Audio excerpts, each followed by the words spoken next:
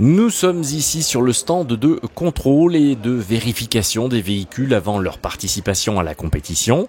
En matière de sécurité, c'est le passage obligé avant le lancement d'ici quelques heures du rallye Mont-Blanc-Morzine, édition 2015. Donc on contrôle les harnais, les sièges, les extincteurs, les combinaisons, les casques.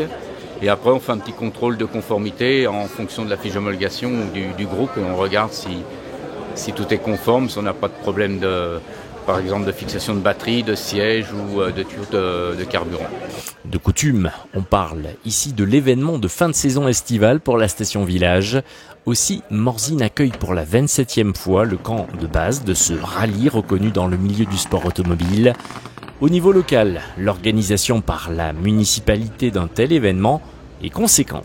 C'est un événement ou une course qui se prépare depuis plusieurs mois. J'allais dire, à peine on a terminé cette session qu'il faut recommencer à penser à l'année prochaine. Tous les moyens, toutes les équipes techniques des services municipaux donc, sont sur le pont. On peut leur tirer un grand coup de chapeau parce que c'est beaucoup d'investissement pour eux et beaucoup de temps et moi je les salue ici. Et puis le Mont-Blanc-Morzine, c'est encore la forte fréquentation que génère ce rendez-vous pour les initiés, aussi bien chez les participants à la course que chez les spectateurs passionnés de rallye. C'est vrai que ça remplit la station avec les pilotes, avec leurs copilotes, avec leur team technique, avec tous les officiels, les commissaires, etc. Le week-end précédent et la semaine précédente, les reconnaissances qui drainent du monde aussi sur la station. Donc c'est au-delà des 2 jours propres du rallye, c'est un événement on peut dire qui dure quasiment un peu plus d'une semaine.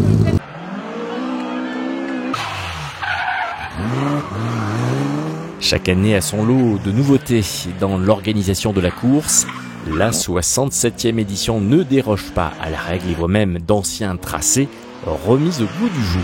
Il y avait des communes du côté de Lulin à Berpoche qui voulaient revoir le rallye.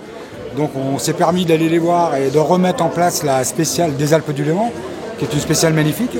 Et du coup ça nous arrange bien parce qu'on peut faire aussi la petite spéciale de la Vernaz.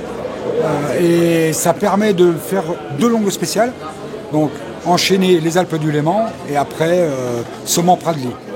Zoom à présent sur une invitée un peu spéciale. Elle est élément important d'une émission de télé-réalité de ces dernières semaines.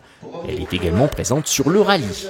Tout simplement parce que j'ai été copilote de rallye pendant 5 ans, au moment où Philippe en faisait également.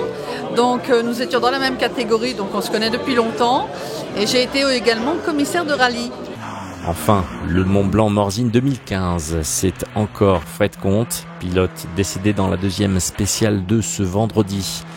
Tous les organisateurs, de manière unanime, lui rendent aujourd'hui hommage à lui, à sa femme Angélique hospitalisée, à leurs enfants et à tous leurs proches.